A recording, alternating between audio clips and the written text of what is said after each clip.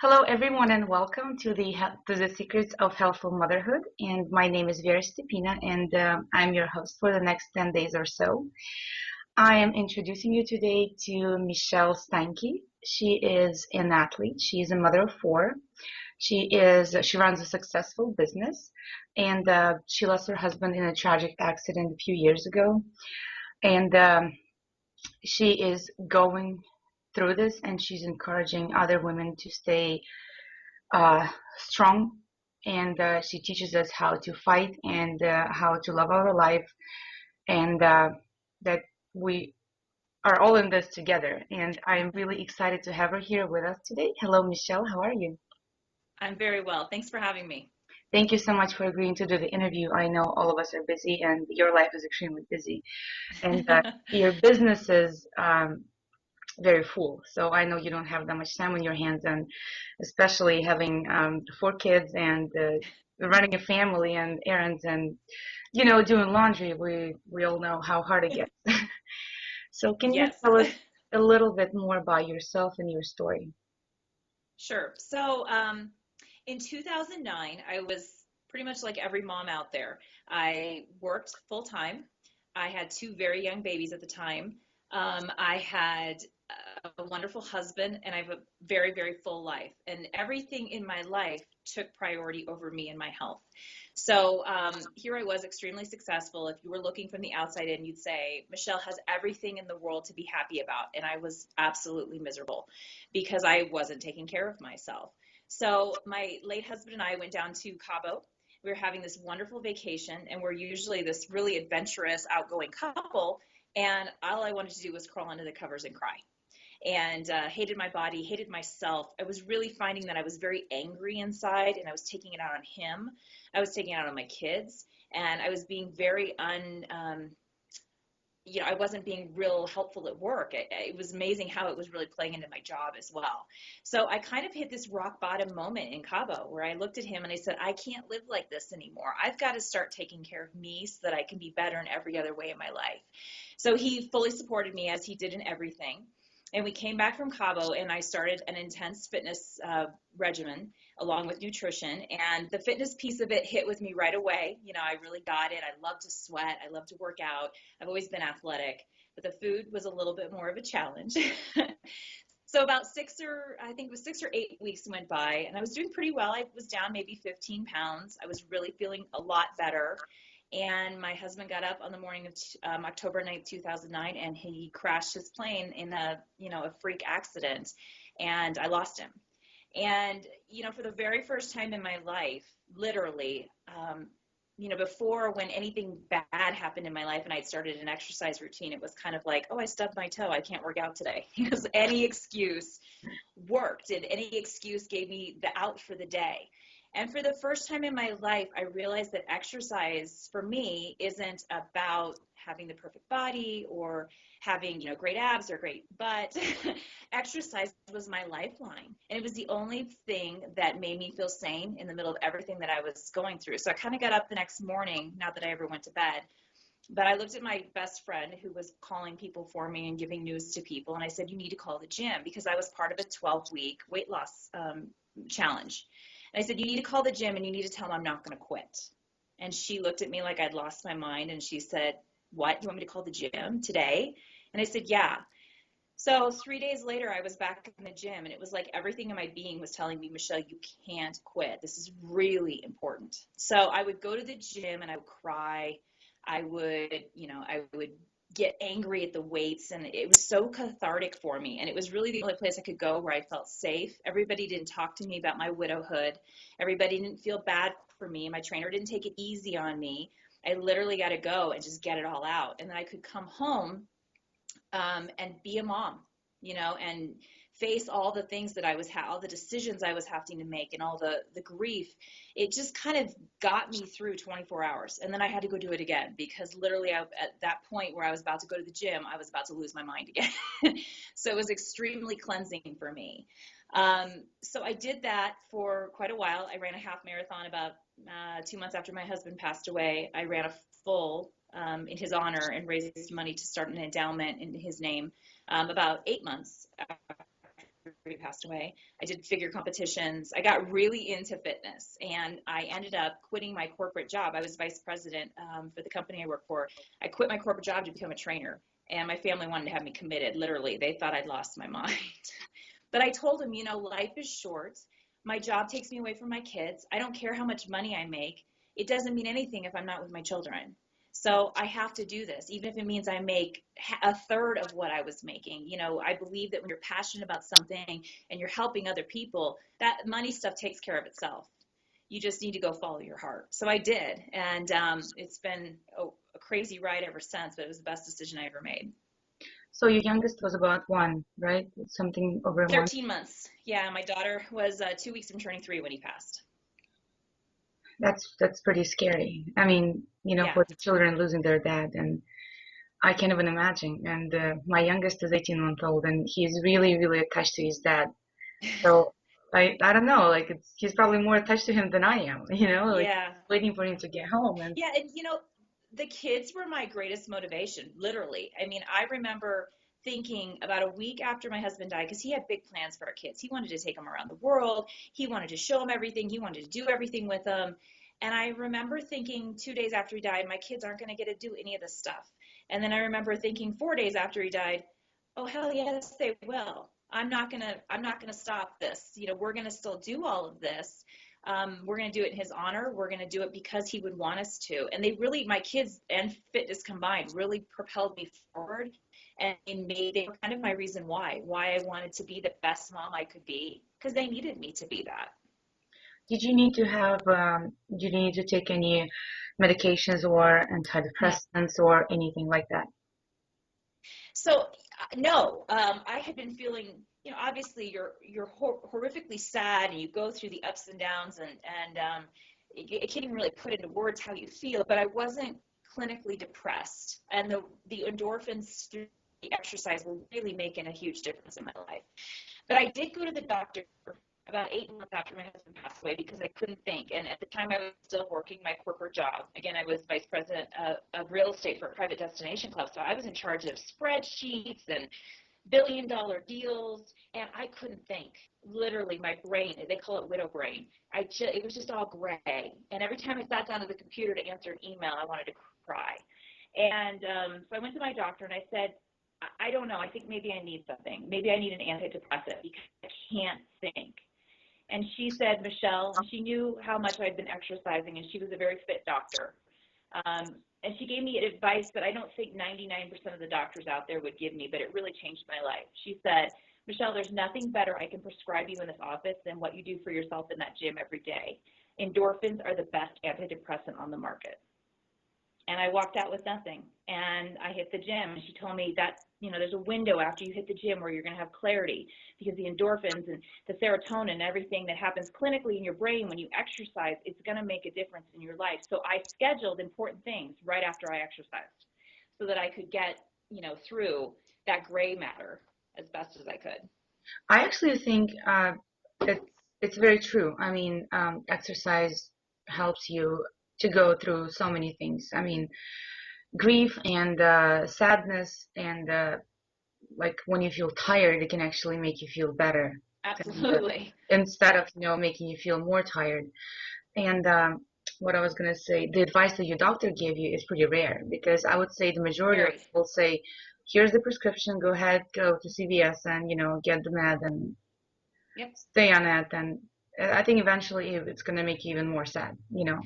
I had some very exceptional people in my life. When I lost my husband, the officer who gave me the news, he gave me some tidbits of information that changed my life. My doctor, there was just really key people that took me in a certain direction. And I believe they were put in my life for a reason. I really do. And really, her words is what propelled me to start my business. It propelled me to start my foundation, because I thought, why don't more people know this? Why isn't, exercise prescribed to people who are going through traumatic stress and grief and trauma in their life? It's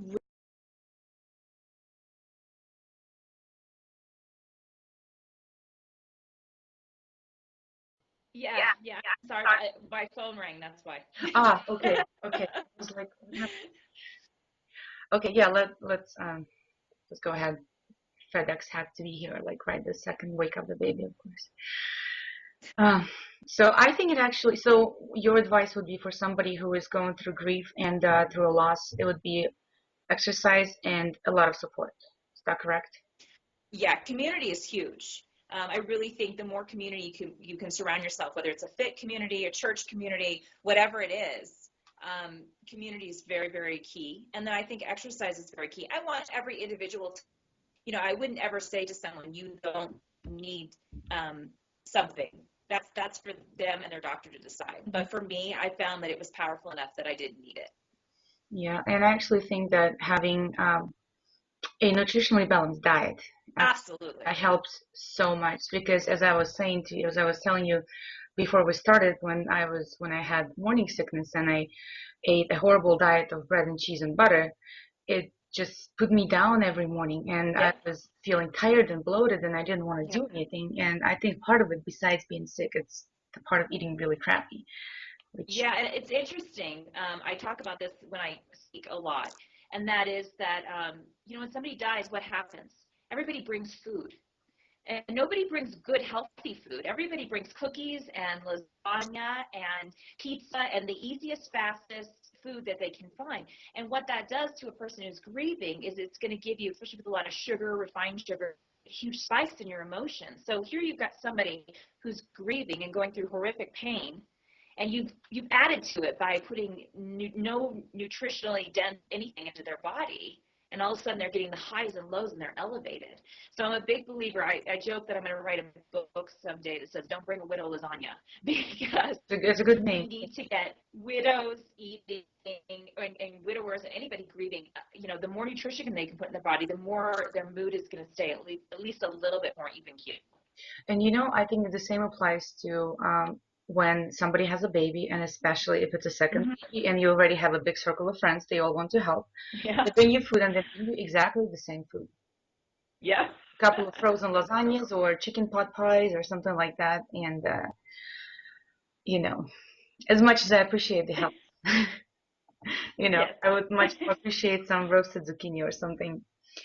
Uh, Right. so thank you so much for sharing the advice on, I know it's probably a sensitive topic, but I think talking about it more actually helps you to fight depression and to get over the grief. And I lost my mom. It was a long time ago. It was 12 years ago. I was 19. And back then, I just didn't, I don't know if I didn't have anybody to talk to or I chose not to, or maybe I was too young and I didn't understand. But Yeah. I wish I did talk more about it. Right.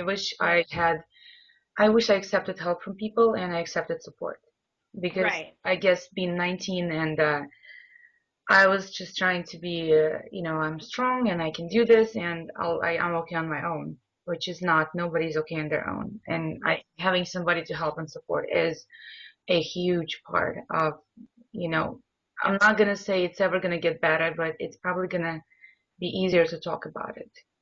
Sure. And Sure. the life sure goes on. Yeah.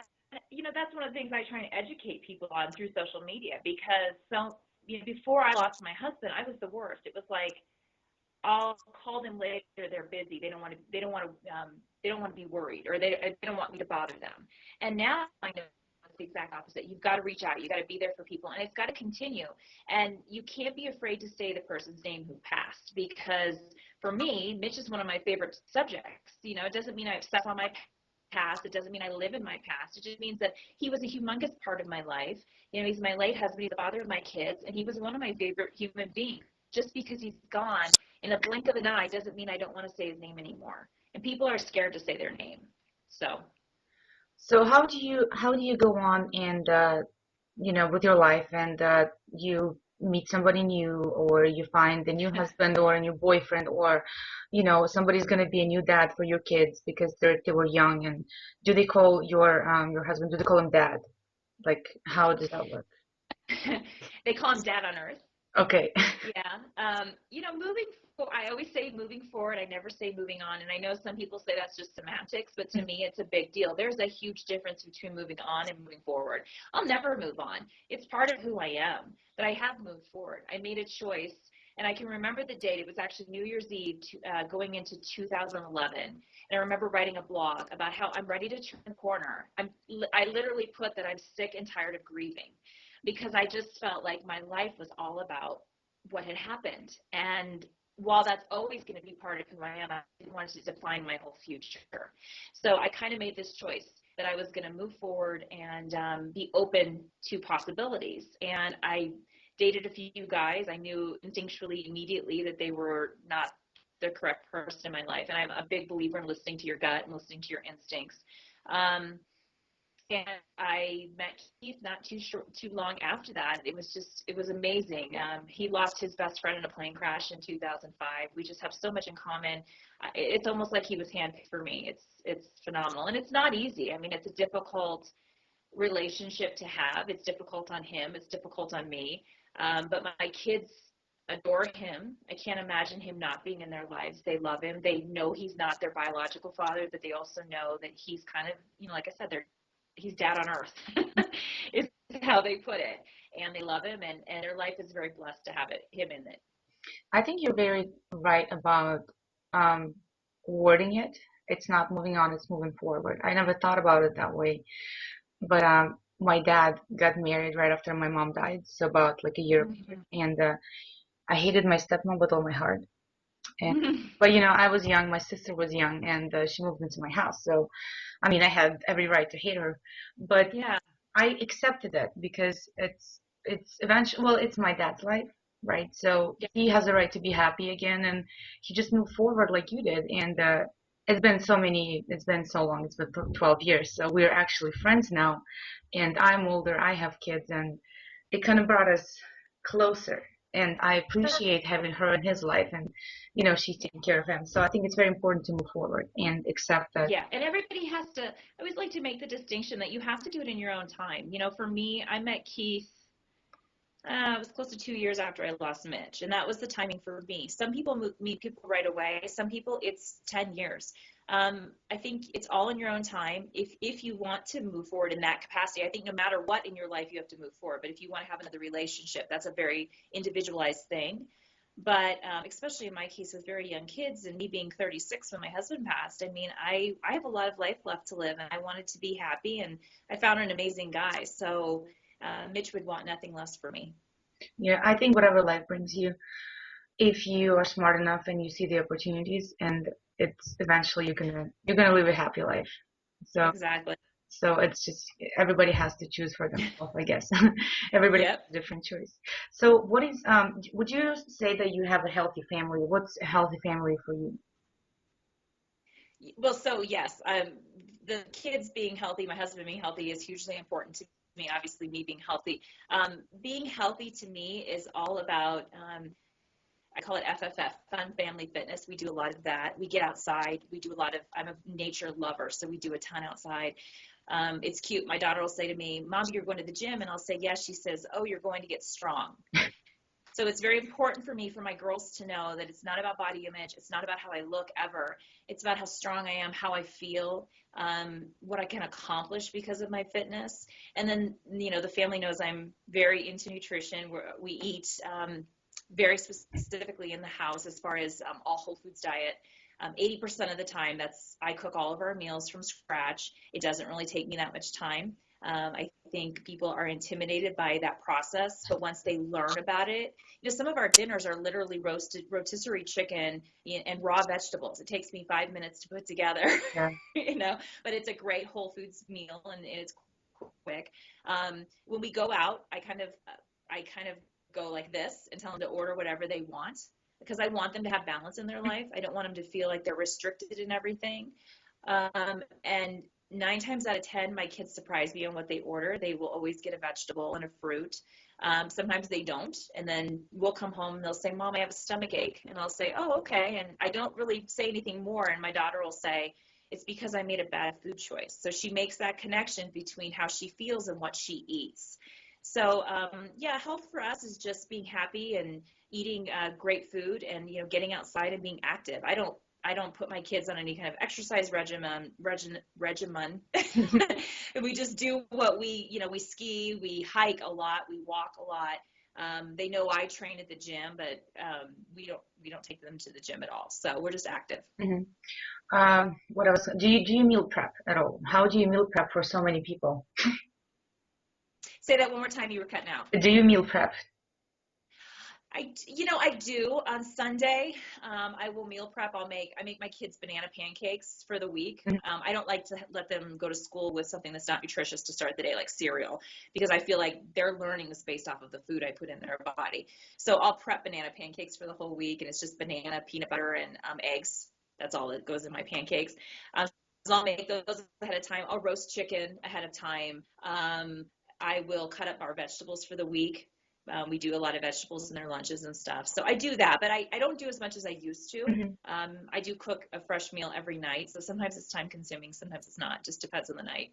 It's a lot of people are really afraid of meal prep because they always imagine it's going to have to be 6 little boxes per day. And I always say, Yeah. I have 5 people in my family. There's no way I'm going to meal prep that much because I simply don't have that much Tupperware, and I don't Right. have that many fridges. So I kind of do similar to like I prep some breakfast maybe ahead of time, like I'll bake some eggs or something, and I'll prep a few pounds of chicken for, that's usually good for about 2 days in my family. But Right. I don't really, I never prep every single meal for everybody, No, I don't measured out either. and stuff like that. But I think it's really helpful to have something, especially for somebody like I work from home, and you're pretty flexible too. But there are women who work 9 to 5 jobs and they get home and they're stressed about, Yeah. dinner, and it's so much easier to just grab that lasagna from freezer or something.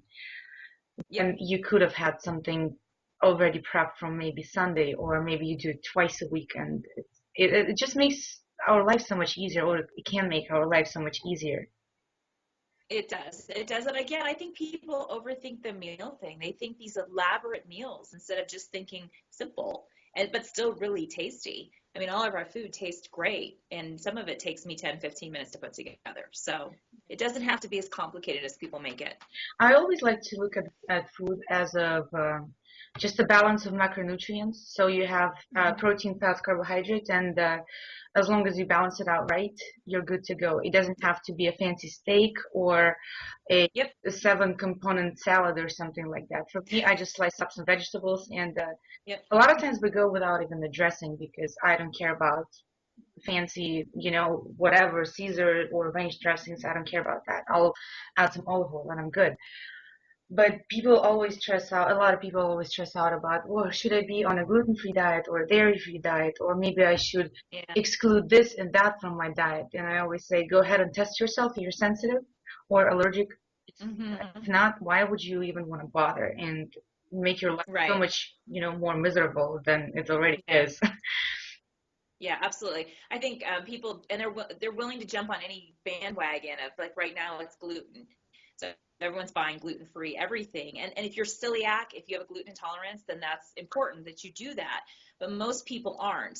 And if they just would journal what they eat, see how it makes them feel, make a correlation between what I'm putting in my body and how it affects my body, and then just eat in moderation. That's the key. Eat real food in moderation, and people wouldn't have to stress about being on diets. And your body knows how to process real food. It doesn't know how to process junk. Yeah, and I read that post about gluten on your fan page, and it's amazing how many controversial comments it got, because everybody suddenly just starts to feel offended and insulted Yep. because you're not sensitive to their feelings. And when in fact, it's exactly what you said. If you have a sensitivity or an allergy, then take care of your needs. And if not, then, don't just try to be like somebody else, or don't try to follow the trend. Right. It's the trends that everybody follows. And it's, the diets or the exercise routines that everybody, oh my God, this is going to make my ass look so much better. I'm like, well, Right. it might, but it might not. So, Yeah. it's, Well, and it's the gluten thing. The point I was trying to make with that particular post that you're referring to is that when you buy processed gluten-free products, they're more loaded in fat, sugar, chemicals in most cases to take the gluten out, but they add all this other stuff. So my point was, that if you're not, if you don't need gluten-free products, actually none of us need the products. We could all eat a gluten-free diet without, just eating real food. So people just misunderstand, and I'm used to that. I mean, with I've always posted my kids' lunches, and those get so controversial. I'll have people tell me that, they're way too restricted because I pack them up. Are you going to give them any real food all here? And they've got a protein, a vegetable, a fruit, and usually something like a popcorn. And I'm thinking that is real food. Why is that not real food? Because there's no processed junk in there. And then I'll have the really strict people come on and say, you didn't balance their macros correctly. Well, I balance their macros throughout the week. And that's something my doctor told me very, very, very early on is don't stress about balancing their macros at every meal. Look at the entire week as a whole. Did they get enough protein? Did they get enough vegetables? Did they get enough, the things that their body needs to help them grow? And if it's over the week, if you manage that, then you're good. You don't need to stress it on everything that they put in their mouth every hour of the day. And that was really great advice for me as a mom, because I was tending to stress, and then I kind of could relax and say, okay, overall, their week was amazing. Yeah, and I agree with you. Well, first of all, referring to the real food, I had a friend once ask me if my 5-year-old has ever had a real brownie. I'm like, what do you mean by real brownie? Well, yes, he has had a brownie and he has had a real brownie. But I think if they go to the zoo and they eat some goldfish or an ice cream, sometimes it's fine. And it's not about like being Right. 100% on time, 100% on point all the time. But at home we eat like pretty healthy, and it amazes me Sure. sometimes, like you said about your kids when you go out. And he just recently started asking me for a hamburger. He's 5. He's never Mm-hmm. liked them before. So we go out and I asked him, what would you like? And he says, I would like to have a hamburger just because it is a hamburger, and I'll say, what do you want to have as a side? And he says, I would like some broccoli. I'm like, okay, whatever, you get your hamburger and Yeah. gets, Pick your battles. yeah.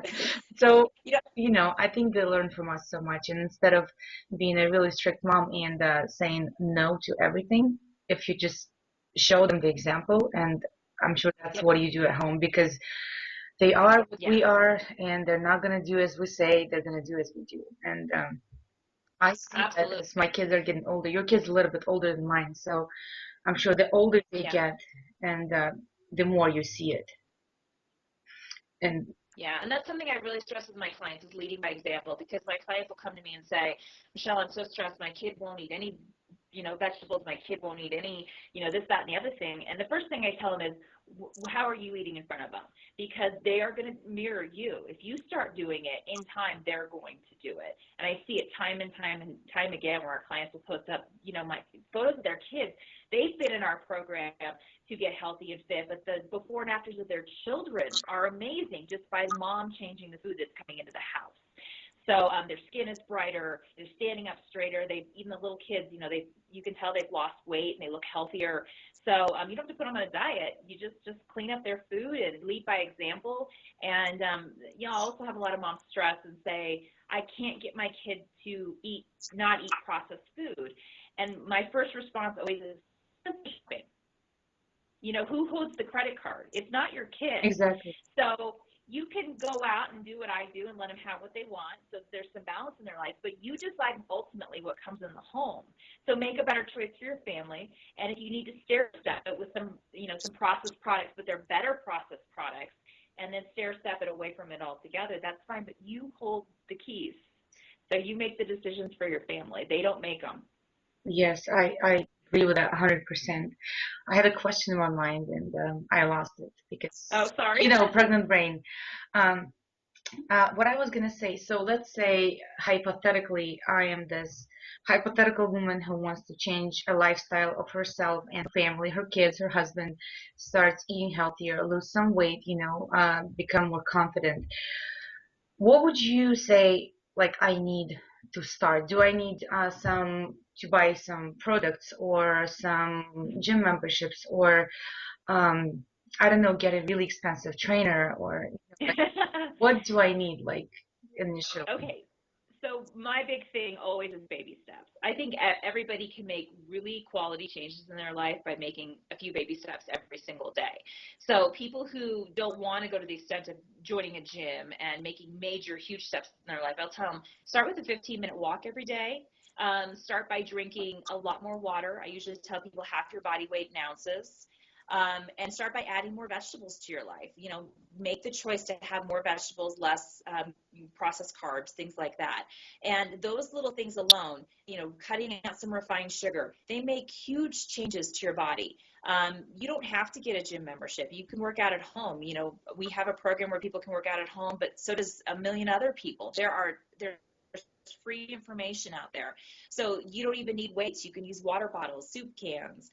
There's a million things. If there's a will, there's absolutely a way. But I tell people that it all starts in the kitchen. It all starts and ends in the kitchen. I mean, this whole mindset of I've got to be on a treadmill for 60 or 80 minutes to change my body and lose fat is completely misguided. No, you need to eat an appropriate diet with the right amount of calories in versus calories expended. And then you can work to shape and sculpt your body in the gym, because ultimately that's what your time in the gym should be. It should be to sculpt your body, not to lose fat. So it's a lot for people to take in. If they just start with those baby steps, walking, more water, more vegetables, they can make great changes. I always see, not always, but I see a lot of comments on social media about, shaming moms for trying to be fit and healthy. And I Mm-hmm. recently read not a, just a little post from some fitness person that I follow. She was, um, she was just saying that it's possible to have abs after two babies. And oh my God, Mm-hmm. you're a really bad mother. And this is why our society is so unhealthy, because of bad mothers like you, because you don't spend time with your kids, and all you do, you care about yourself and about your abs. So Mm-hmm. do you ever get like judged, or do you ever get fit shamed for, you know, Oh for yeah, living the life you live? definitely. You know, I hear that, and then I hear things like, I only have one life to live, so I'm going to do what I want. I'm going to eat what I want. I'm not going to work out. I'm just going to live a great life. And the way I explain it to people is I look at how I was in 2009 before I lost my husband. I took all the time for my kids. I never took a minute for me. I never took a minute away from my job or my husband. I did everything for everyone else, and I was a miserable human being. So I haven't gone. I mean, I kind of did this pendulum swing. I went super, super ultra fit, the abs, ripped, competing. And that wasn't a good balance for me either. So I've kind of landed in the middle. I take an hour to myself every single day in the gym. It's me time, and I don't feel even remotely guilty for it. My kids get a better mom because I'm fit and because I take the time to take that break, and I take that time for me. My husband gets a better wife. My clients get a better me. Everything in my life is better. And when I don't do it, I can immediately see the tailspin in the other direction. So I think it's a shame that people make moms feel bad for taking time for themselves, because ultimately the people in your life, they love you and they want you to be your best and they want you to be your healthiest. So why wouldn't they want you to do that? Yes. And I think everybody who has been through something like what you've been through, and 3 years ago, I started my journey at 217 pounds and about 40% body fat. So I've been through that, and I know exactly what you're saying about that. I felt miserable. I had only one child. He was two. We lived in a small apartment, and I didn't work. I didn't do shit. And there I am sitting in the house, tired, depressed, no time, and hating myself. Yep. And then 3 years later, I'm pregnant with my third. We have a big house. I'm taking care of my mother-in-law. I have two kids, school and everything, job, and I work from home. I help a lot of people, and I feel a lot happier. I actually feel like it's the happiest Yep. I've ever been in my life. And I think anybody who's been through this, they can say exactly the same thing. And I Absolutely. feel sad for women who, judge other women, because I feel I just, like we should be in this together. We should support each other. I We should help each other, instead of, absolutely. like, it's probably they're just feeling sad for themselves, and they can Yeah. take it out on somebody else. Absolutely. And it's sad to me that at 206 pounds, my height, Nobody said anything to me. You know, there wasn't one word of, Michelle, we're worried about your health. Michelle, we're worried about your happiness. We're worried that you're going to be here for your family. Nothing.